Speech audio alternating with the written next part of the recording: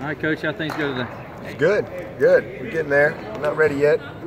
Still got 15 days, but we're starting to, I think, kind of make the turn that we need to make. There's always a little bit of a process that you go through once you get them back and get started. And we've got a plan that we believe in, and we're kind of. This is the part where I like, because we're getting to that point where we're grinding it up pretty good. Today was a really good day. Tomorrow's going to be another one.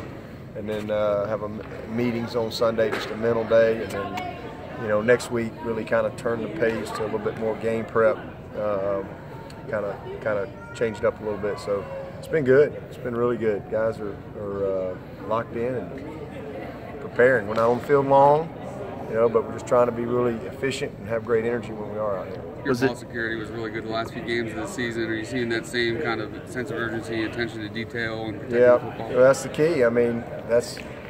We're 0 right now. I think we're even, and the other 3 teams are on that plus side. So we're fortunate to be here, because obviously we've had an enormous amount of turnovers early part of the year. The last several weeks we've done a little better job, and hopefully we can continue that trend. It's everybody. It's not just the offense. It's defense getting turnovers. It's about winning the margin, and in a game like this, that's critical, no doubt. Was it TJ Barrett Boyd walking out the door today? Yeah, he did a good job. It's a little different edge when he shows up. He hadn't practiced with us since Florida State game, but we coached him out here. He's got a lot going on. He's in the Nutcracker this weekend. I just found that out. So please, somebody get some video of that. I need video evidence of that at the Peace Center. So stagehand or really dancing or what? No, he's like legit in it. So I think he's got the tux with the top hat and all that. So I'm not real sure. I just learned that. But yeah, he brought a good energy out here today. Is he in play? Can he be hit? Oh, yeah, he's in play. Absolutely. Yeah, we bounced him around a little bit. Yeah. Christian's been wearing a cast for the last couple of days. No issues as far as Nah, just protecting it. Yeah, he'll be. That's just precaution. Does it feel good going into the playoff with the special teams that's really had a bounce back year after last season? A lot better. That was a big goal of ours from the spring was to be greatly improved in that area, and we are. We've had. I don't know how many more return yards than we've had in the past. We probably had more return yards this year than we've had in the last few years. The guys have done a great job with that, and we've had some big plays. I still go back to the return that Artavis had in the Louisville game. That was obviously a major momentum change, and we've done a good job of positioning the ball punting wise all year. We're an offense that doesn't stay backed up very often. We're always moving the ball, and so we have a lot of punts to the other side, and we've got a lot of inside the 20s, a lot of no returns. So I've been pretty pleased with just the efficiency there in our coverage. And then kickoff coverage has been tremendous. We were obviously poor last year, and that's been a major improvement in the personnel. The guys we got there have done a great job. We've had some guys like Skowski and Chad Smith. Those guys have showed up, made some plays for us. J.D. and Judah, Trey Lamar. Denzel, he was player of the week, and he was special team player of the game in the ACC championship game. So just a lot of guys that are taking a lot of pride in that role. So I've been really pleased, and then Hugel's been very steady, all year long. He's been very steady in every regard. So good spot to be in, but it's a new season. Now we got to take all the things from the season and go apply them to the postseason here. Speaking of coverage, when you go up against a coach like Urban Meyer, is your guard up a little bit more as far as the trickery goes in the special teams? In fact, I think he ran one against you in the Orange Bowl last time you played.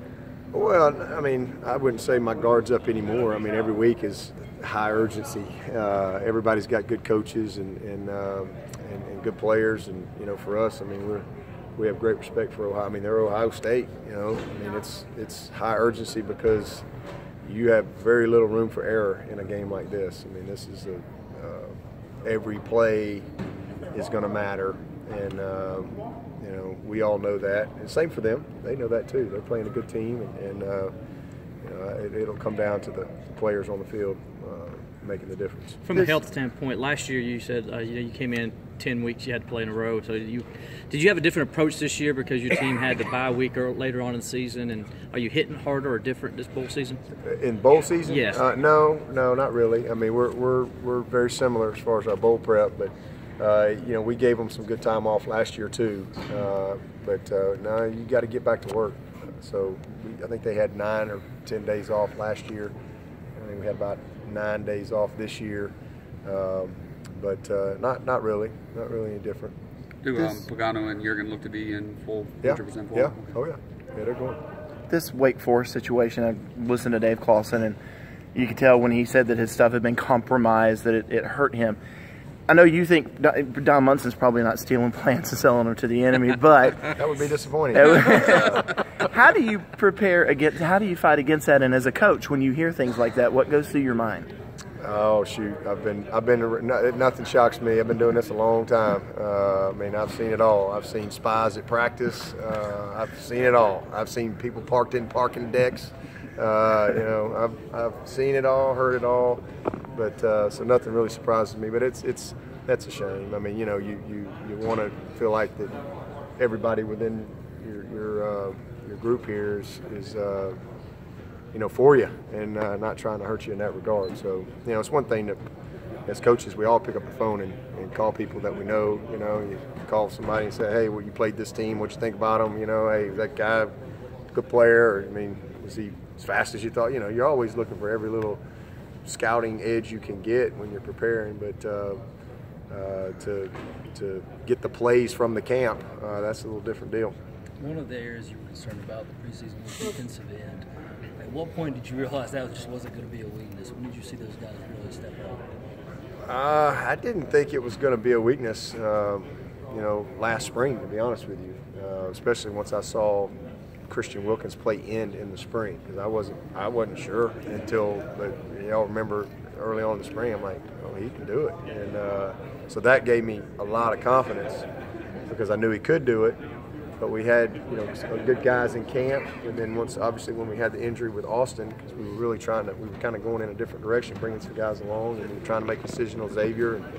But when he got hurt, that kind of changed the game. But I had 100% confidence that we could pop him out there. And then with the emergence of Dexter and watching him and seeing where he was, I mean, there was really no doubt in my mind that we'd be just fine right there.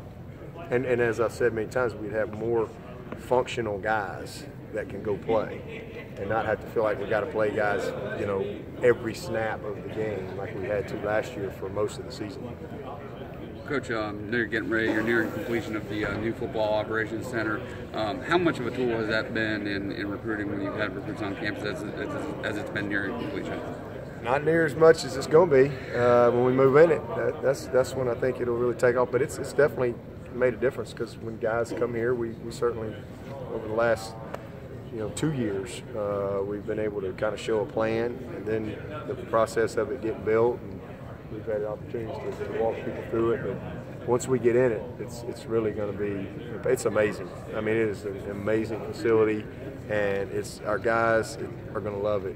I mean, they're going to be there all the time. They're going to absolutely love it, and they're going to be competing.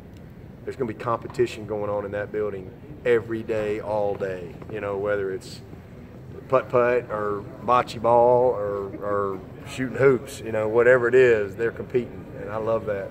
And they're going to washer and dryer. They're competing to see who can get to washer and dryer time too. So it's good.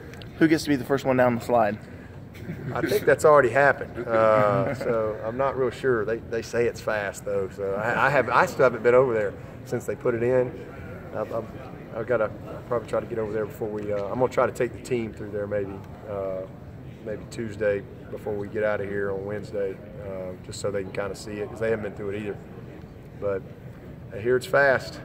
It's good. Have to get us a good landing pad or something. Dabo, do you think Tony and Jeff will make good head coaches someday, and how far along do you think that is? Sure, absolutely. When do you think that might be happening? I have no idea. I can't answer that, but they'd be great head coaches, no doubt. We've got a bunch of guys that would be excellent head coaches given the opportunity, no doubt about it. Those guys are excellent. How much does it help to have the continuity on the staff this time of year instead of having to deal with coaches potentially moving on and looking at other jobs? Yeah, I mean that happens. That's just kind of the norm for us, to be honest with you. It's more, I think other people get unsettled, but for me, I'm just kind of numb to that stuff. That just comes with it. And I think we've got a group of guys here, obviously, that have been very committed to our program, and Clemson has made it to where, guys, they don't have to leave here to get a pay raise or something like that, which certainly helps. But I think the other thing is just the culture that we have here.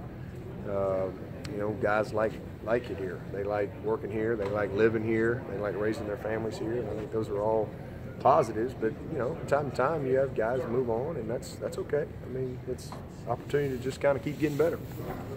How rewarding was it for you yesterday, graduation day, and all those great guys to move along? I mean, you've seen a lot of those since you've been here. Is it always the same sense of It was emotion? special. I don't know if any of y'all were over there watching that, but it was special. I mean, to that amount of guys, when I stood them up in front of the team, and we make a big deal of it. I mean, we make a big deal about graduation around here within our team, because that's what it's about.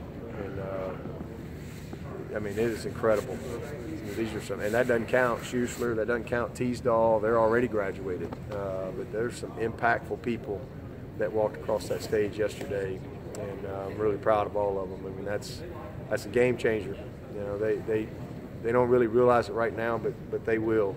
That's why you got guys like Terry Allen coming back here. He's in the Washington Hall of Fame or whatever, but he's back here getting that degree because it matters. Bill Spires played 13 years in the majors, first round draft pick out of here, but at 50 years old, by the way, he made a 4.0 in his first semester back. But the reason he's back here is because it matters. It matters. And if it didn't, you'd have these guys. Donnell Wolford, he's done it all, but he's back here because he's not complete. Roscoe Crosby graduated yesterday.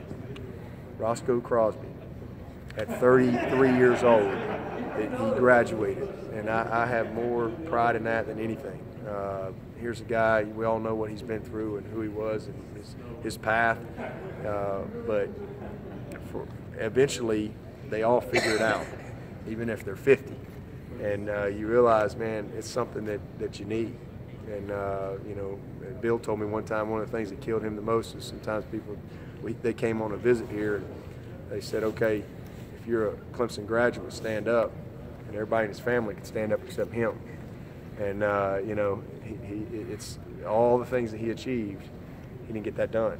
And so it matters. And so it's awesome to see these guys within their window here, 3 years, 3.5 years, 4 years, it's incredible. The average, the graduation is 60%. High school students, 60% of high school grads get their college degree. That's the national average, and that's 6 years. That's taken 6 years to get it done. I learned that from President Clements the other day. I'm taking notes. These guys are doing it. There he is. Isn't that right, President Clements? 60% graduation. 60% high school students that graduate. 60% of them get a college degree. Is that right? The pipeline, and it gets smaller and smaller as you go through. So even those who start college, according to a White House report, only 44% graduate in 6 years. There you go. This man's putting them through. There you we go. Love that. So I mean, I just think that's awesome when your numbers are right. To look at that and you say, okay, these guys are performing at a highly competitive level, and they're managing their business, and it's awesome. And it's everybody in the room is paying attention. Those guys sitting in the back of the room, they see these guys, and it's impactful. And so all of a sudden, they want to be like that. They want to have that day. They want to have that moment. They want to see their family show up and be all excited. They want to be a part of that. And so it just keeps the main thing the main thing. And, gave them a whole day off. They didn't have anything yesterday. We're out here practicing, working. These guys are with their families because it's important. Coach, remind me what your numbers are now. I think it was like 115 out of 120. 129 out of 135 going into yesterday. Yeah, and I think we got at least 21 more graduates getting ready to be added to that. I think we got a couple. We got a couple of our walk-ons that'll graduate in May. I know Adrian Dunn's graduating in May. I think Tatco graduates in May. Sean McClain graduates in May, so we got about 3 or 4 of them, but that's it. It'll all be done. Aside from the 4 offensive players we talked about a lot, anybody else turn in their paperwork to the NFL looking to get evaluated?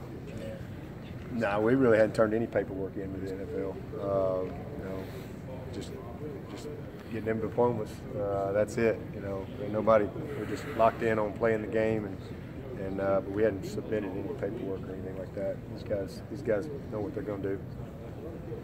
All set.